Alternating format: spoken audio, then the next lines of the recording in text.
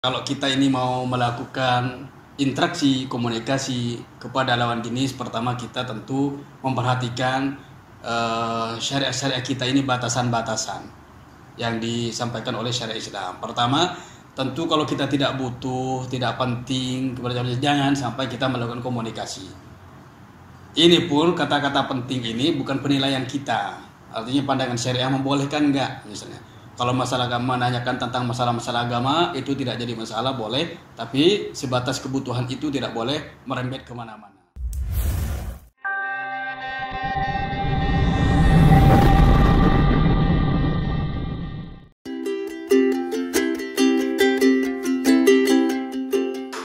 Bismillahirrahmanirrahim. Assalamualaikum warahmatullahi wabarakatuh. Waalaikumsalam. Sahabat leaders yang dirahmati Allah Subhanahu wa taala, kali ini berjumpa dengan saya pembawa acara Robin Shah dalam acara Wilayah Fikih Milenial atau kita singkat WiFi Milenial. Kali ini kita akan membahas sebuah tema yang sangat menarik dan sangat erat kaitannya dengan milenial, yaitu tentang chatting lawan jenis atau dengan bukan mahram. Telah hadir di studio kita seorang ustadz lulusan Universitas Islam Madinah, dan beliau juga merupakan dosen dari Sekolah Tinggi Agama Islam Lukman Al-Hakim Surabaya, yaitu Ustadz Herman. Assalamualaikum warahmatullahi wabarakatuh, Ustadz. Waalaikumsalam warahmatullahi wabarakatuh. Alhamdulillah. Sehat, Ustadz? Alhamdulillah, sehat. Alhamdulillah. Antum sehat juga ya? Alhamdulillah. Alhamdulillah. Jazakumullah, Ustadz, telah hadir di studio kita. Wa jazakumullah khairan. Dan tadi sudah disampaikan bahwa kita akan mengangkat satu tema yang sangat menarik dan sangat erat dengan dunia milenial, Ustaz. Baik. Yaitu chatting. Kenapa kita chatting, calling dengan lawan jenis yang bukan mahram? Sebab kalau kita amati, Ustaz, di media, di berita-berita, ternyata tidak sedikit, Ustaz, bermuara dari chatting-chatting ini terjadilah kasus-kasus yang sangat tidak diinginkan, bahkan diharamkan oleh agama kita sendiri. Nah, itulah pentingnya kita membahas tentang tema kali ini, Ustaz. Nah, mudah-mudahan Ustaz bisa mengupas secara jelas, tentu singkat dan jelas terkait dengan tema kita kali ini, Ustaz. Baik, Ustaz. Pertanyaan dasar pertama, Ustaz. Pertanyaan pertama, sebenarnya bagaimana, Ustaz, hukum Islam menyikapi atau bagaimana pandangan Islam terkait dengan dunia teknologi, chatting, nah terutama chatting, calling, ini bagaimana hukum dasarnya itu Islam? Baik, Masya Allah. Terima kasih banyak Ustadz Robin Shah.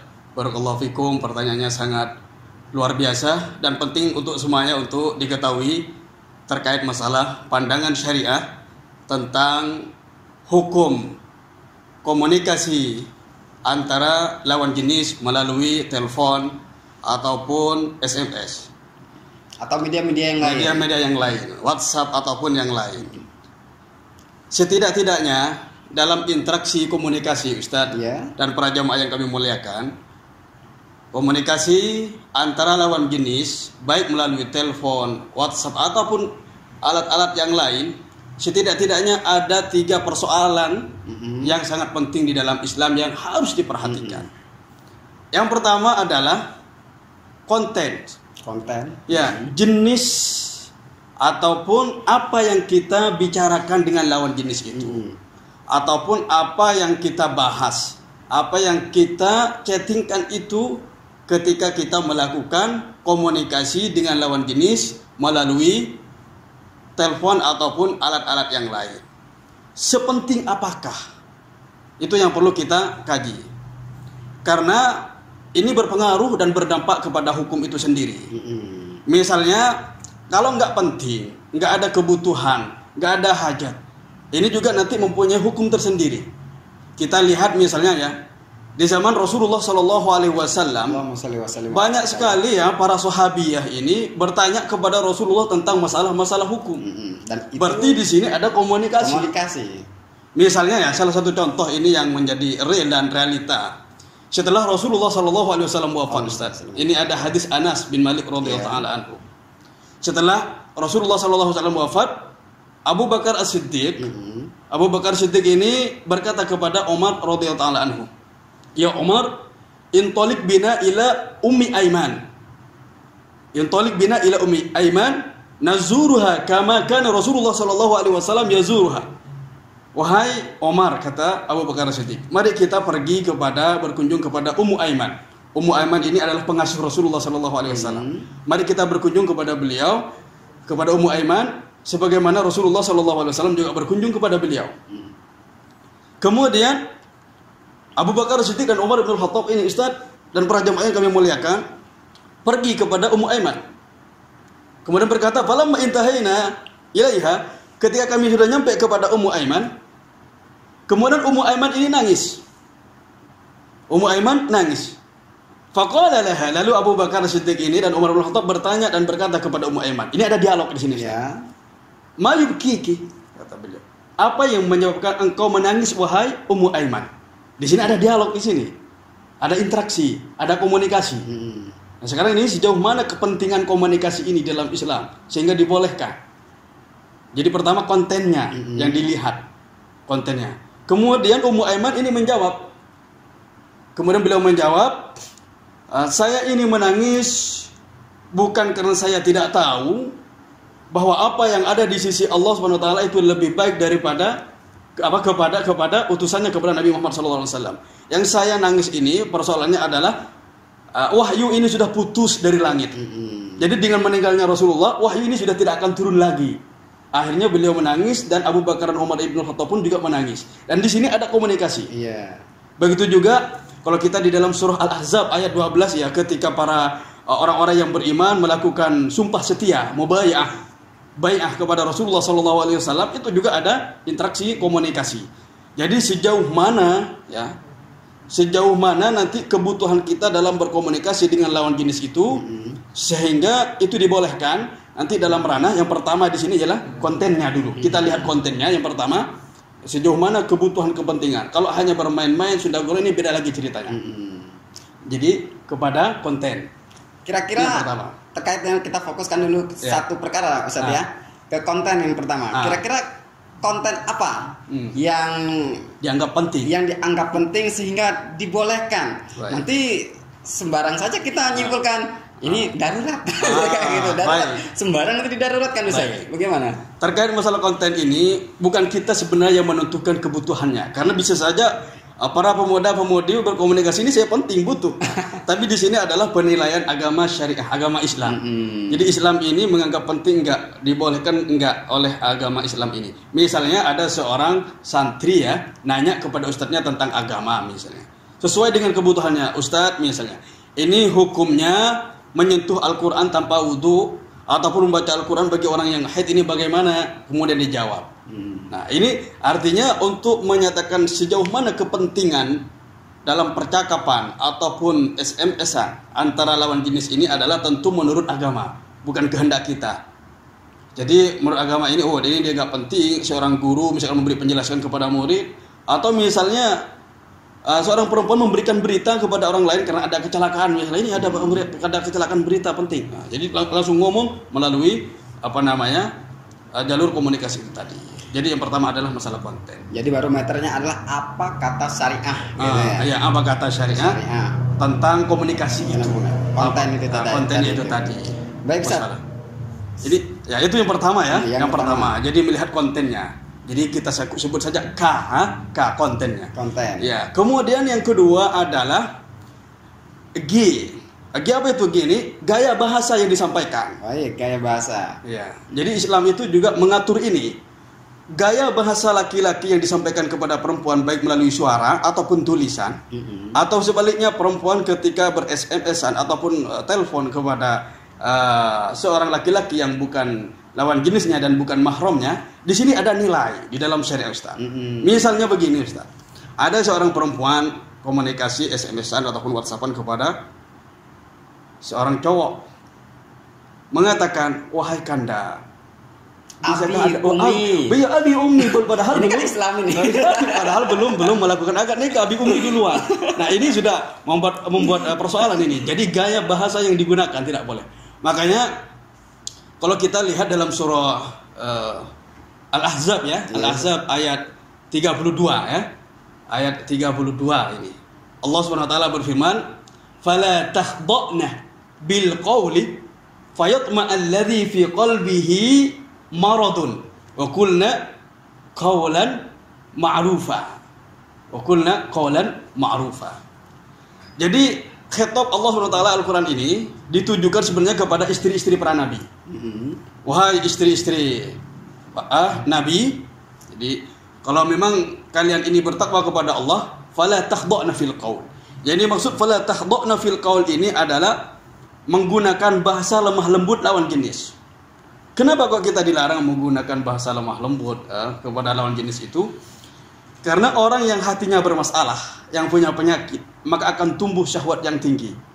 Mengatakan wahai sayang, misalnya itu perempuan itu meleleh itu tas. Kalau ada laki-laki mengatakan wahai sayang, misalnya enggak berkutik. Begitu juga kalau perempuan mengatakan laki-laki wahai Kanda, ho Kanda, bayangkan wahai Abi duluan, padahal masih belum ada hubungan apa-apa. Maka maka penggunaan bahasa ini juga berpengaruh dalam hukum. Sehingga begini, kalau nanti bahasa yang digunakan adalah bahasa rayuan, maka ini akan berakibat merubah hukum. Makanya ada kaidah fikih itu mengatakan al-hukmu yaduru ma'a illatihi wujudan wa adama. Bahwa hukum ini selalu berputar dengan adanya sebab ataupun adanya illah. Jadi di sini nanti bahkan kalaupun kontennya bagus, menanyakan tentang masalah-masalah agama, ya para jamaah, menanyakan tentang masalah-masalah agama, ada perempuan menanyakan tentang masalah-masalah agama, tapi bahasa yang digunakan adalah bahasa-bahasa rayuan, itu tidak boleh. Jadi to the point ke persoalan gitu, Ustaz ya. Iya, jadi kita sesuai dengan kebutuhan kita. Jadi apa yang mau kita tanyakan atau apa yang kita ingin bicarakan. Kalau nanya kabar Ustaz, sebagai pembuka bagaimana? Kalau masalah kabar, misalnya bagaimana kabar tidak jadi masalah. Jadi dengan tanda kutip tentunya ini ya, tanda kutip nanti kalau cuma plus tanya kabar. Tapi tentunya ini nanti apa maksud daripada tanya kabar itu. Nah, sehingga nanti akan ada indikasi-indikasi. Tapi agar lebih selamat kalau tidak ada kebutuhan tidak perlu menanyakan kabar. Ya, tidak perlu menanyakan kabar. Kalau itu tidak ada kebutuhan, makanya ada istilah al-hajatu tanzil mansilatud darurah. Karena kadang memang kebutuhan kita itu bisa menjadi kedudukan ataupun menempati darurah. Jadi yang kedua di sini adalah memang masalah gaya bahasa yang digunakan. Karena ini memang juga berdampak dan berpengaruh terhadap hukum ya. Jadi nanti memang kalau tulisan apakah sama dengan dengan ucapan kan begitu, ada pertanyaan. Ini kan SMS enggak bersuara. Kedudukan SMS ini sama dengan ucapan.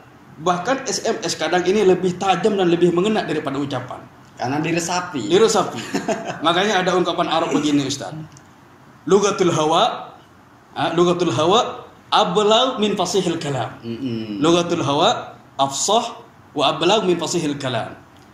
Jadi bahasa tulisan yang ada asmara di situ, ada cinta di situ, itu akan lebih mengena daripada ucapan. Jadi sakti juga SMS itu. Jadi SMS pakai WhatsApp, Masya Allah, Kanda, Mas, Abang, lagi apa, Abang sudah makan. Bayangkan, begitu perhatiannya, padahal nggak ada hubungan ikatan. Oke, di sinilah jadi tidak boleh. Yang asalnya boleh menjadi tidak boleh. Jadi kita lihat dulu konten yang dibicarakan. Kemudian yang kedua pola bahasa yang digunakan. Gaya bahasanya bagaimana? Gaya bahasa yang digunakan. Karena ini juga jadi larangan. Kita lihat ya di surah Al-Ahzab itu tadi 30 ayat 32 itu. Fala tahdha'na bil qaul. Yang dimaksud fala tahdha'na bil qaul ini adalah jangan sampai menggunakan bahasa lemah lembut sebagaimana seorang perempuan, seorang istri menggunakannya kepada suaminya. Kalau Ibnu Katsir mengatakan begini bahasa istilahnya, la tukhatibul mar'ah, la tukhatib al-mar'ah ala janib kama tukhatib zaujaha. Jadi jangan sampai perempuan yang lawan jenis ini yang bukan mahramnya ini berbicara dengan laki-laki lain seperti dia berbicara dengan suaminya. Mas, lemes, nggak berkutik laki-laki itu Ustaz, nggak berkutik itu, nggak berdaya kalau sudah mas, kanda luar biasa. Apalagi lebih dari itu. Lebih dari itu, masya Allah. Ayo ketemuan, ini sudah mulai ini berbahaya. Memang melalui chat ataupun komunikasi. Itu tentang ayat tadi, tentang mumbai'ah itu yang melihat ke konten itu tentang sumpah setia orang-orang yang beriman itu di dalam surah Al-Mumtahanah ya. Bukan Al-Ahzab tapi surah Al-Mumtahanah ayat yang ke-12. Tapi kalau yang mengatakan wala fala tahdha'na bil qawli fayatma'al ladzi fi qalbihi maradun wa qulna qawlan ma'rufa itu adalah surah Al-Ahzab ayat 32. Kemudian yang terakhir ini Ustaz. Ya. Jadi kita akan ada 3 tadi ya, kontennya, gaya bahasa. Kemudian pastikan yang ketiga ini tidak ada fitnah. Makanya nanti tadi itu kalau mengatakan kabar itu, bagaimana kabarnya? Kalau menimbulkan fitnah tidak bisa.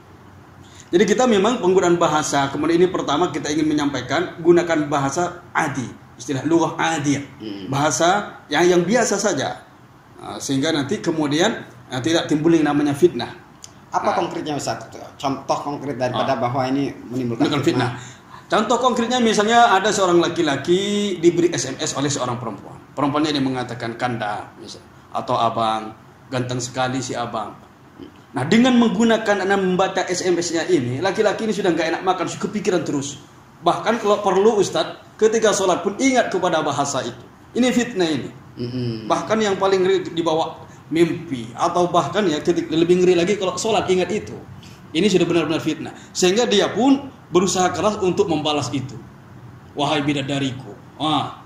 Ini bahasa yang itu kembali lagi, maka akan timbullah fitnah itu.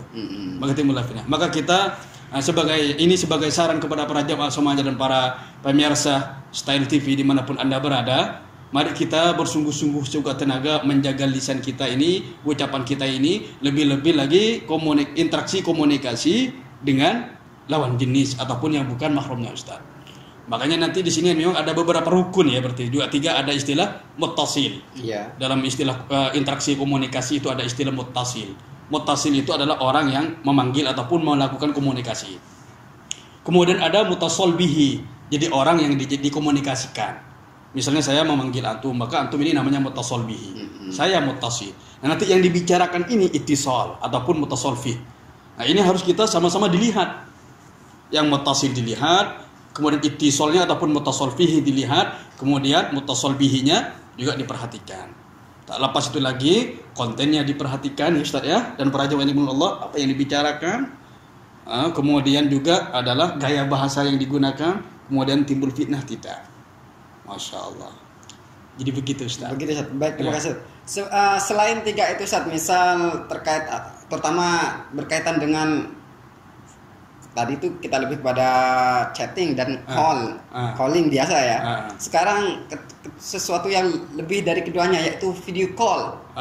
Ada hal yang lebih perlu diperhatikan nggak Ustaz? Selain 3 itu karena ini akan bertatapan secara live itu. Gimana Ustaz? Ini kalau bertatapan secara live ini ada hukum lagi Ustaz. Jadi ini berarti di sini adalah tatap muka. Nah, sekarang ini lari lagi kepada masalah wajah. Apakah wajah ini termasuk aurat atau tidak, kan begitu. Nah, ini banyak ulama berbicara tentang masalah ini. Dan juga kembali lagi kepada terkait masalah kebutuhan itu tadi, sejauh mana permasalahan yang akan dibicarakan. Karena begini, misalnya antum pergi ke pasar atau kita nih jemaah pergi ke pasar mau melakukan transaksi jual beli. Kemungkinan besar nanti akan melihat wajah. Nah, kalau kita lihat fatwa Imam Nawawi rahimahullah, Imam Nawawi ini membolehkan seorang laki-laki melihat wajah perempuan 2 hal. Ini ada di dalam kitab Majmu' Syarah Al-Muhadzab. Jadi seorang laki-laki Ustaz bisa melihat perempuan dalam 2 kondisi. Ada 2 kondisi. Yang pertama apa? Kondisi pertama adalah ketika seorang perempuan menjadi syahadah, penyaksian, menjadi saksi. Dalam ada sebuah masalah kemudian dia menjadi saksi, boleh kita melihatnya. Kemudian ketika asyira' wal bai', melakukan transaksi jual beli, pergi ke pasar melakukan jual beli, berapa harganya, sempat melihat wajahnya, maka itu dibolehkan. Tapi sebagai saran, mari kita bersama-sama sejauh mungkin menghindari ini untuk menghindar daripada fitnah itu sendiri. Kalaupun ada ulama yang menyatakan dengan kondisi tertentu bisa melihatnya, maka kita tetap selalu menghindar. Karena kalau video call itu, kalau video call bisa, kenapa tidak bisa yang menggunakan suara? Tapi nanti kita lihat sejauh mana itu tadi kebutuhan, kepentingan itu sendiri. Karena kalau sebenarnya kalau ini masalah kalau di zaman Nabi kita lihat kalau ada persoalan-persoalan agama, banyak sahabat ini juga bertanya kepada Aisyah radhiyallahu anha, tapi dengan cara wara' hijab. Jadi ada batas. Ada penghalang ya. Jadi kalau wajah ini nanti konsekuensi agak lebih berat. Konsekuensi dalam artian karena memang kalau pandangan saya memang ya sumber fitnah perempuan itu di wajah. Karena pandangan pertama itu memang ke wajah. Kalau wajah sudah menarik, itu dia. Apalagi milenial. Nggak mungkin kalau lihat tumit langsung bergetar jiwa ya, ataupun apalagi kelingkingnya misalnya, kelingkingnya ke ujung jari, kemudian nggak enak tidur gara-gara lihat ujung jari. Susah ada ceritanya begitu, Ustaz. Tapi kalau sudah lihat wajah, sudah menarik, sudah itu, mulai persoalan, mulai fitnah itu terjadi. Allah Ta'ala. Ya, baik Ustaz, terakhir Ustaz, mungkin bisa diberikan masukan terkait karena bagaimanapun milenial tidak bisa dipisahkan dengan ini Ustaz. Iya. Dan chatting dan video dan sebagainya itu juga tidak bisa dipisahkan. Silakan Ustaz di quote atau kaul hikmahnya biar lebih tercerahkan daripada sahabat-sahabat leaders milenial kita. Ya, baik, terima kasih Ustaz Robin Syah, barakallahu fiik. Jadi para pemirsa Style TV dimanapun Anda berada, pertama saya ingin menyampaikan kalau kita ini mau melakukan interaksi komunikasi kepada lawan jenis, pertama kita tentu memperhatikan syariat-syariat kita ini, batasan-batasan yang disampaikan oleh syariat Islam. Pertama, tentu kalau kita tidak butuh, tidak penting, jangan sampai kita melakukan komunikasi. Ini pun kata-kata penting ini bukan penilaian kita. Artinya pandangan syariah membolehkan enggak misalnya. Kalau masalah agama, menanyakan tentang masalah-masalah agama itu tidak jadi masalah, boleh. Tapi sebatas kebutuhan itu tidak boleh merembet kemana-mana. Kemudian gunakanlah bahasa yang tidak membuat hati roboh. Karena kalau hati orang-orang yang bermasalah atau apalagi kondisi hatinya itu berpenyakit ataupun sakit, maka pasti dia langsung terkena. Oleh karenanya gunakan bahasa yang biasa saja. Kemudian upayakan dan pastikan bahwa interaksi komunikasi kita dengan lawan jenis ini tidak menimbulkan fitnah. Jadi begitu Ustaz. Mudah-mudahan ini barokah dan bermanfaat. Terima kasih banyak, Masya Allah, atas waktunya ini. Mudah-mudahan barokah dan bermanfaat. Amin. Baik sahabat leaders, demikianlah kupasan singkat di acara Wifi Milenial kita ini terkait dengan hukum dasar hubungan lawan jenis melalui alat canggih yang saat ini sangat mewabah di dunia milenial. Mudah-mudahan apa yang Ustadz tadi jelaskan memberi pencerahan pada kita sehingga lebih berhati-hati lagi Ustadz ya. Dan alat ini tidak membawa mafsadat, kerusakan bagi kita di dunia lebih-lebih di akhirat, tapi sebaliknya akan membawa kepada kemaslahatan hidup kita di dunia dan di akhirat. Demikian kami selaku pembawa acara mohon maaf bila ada kesalahan. Wassalamualaikum warahmatullahi wabarakatuh. Waalaikumsalam.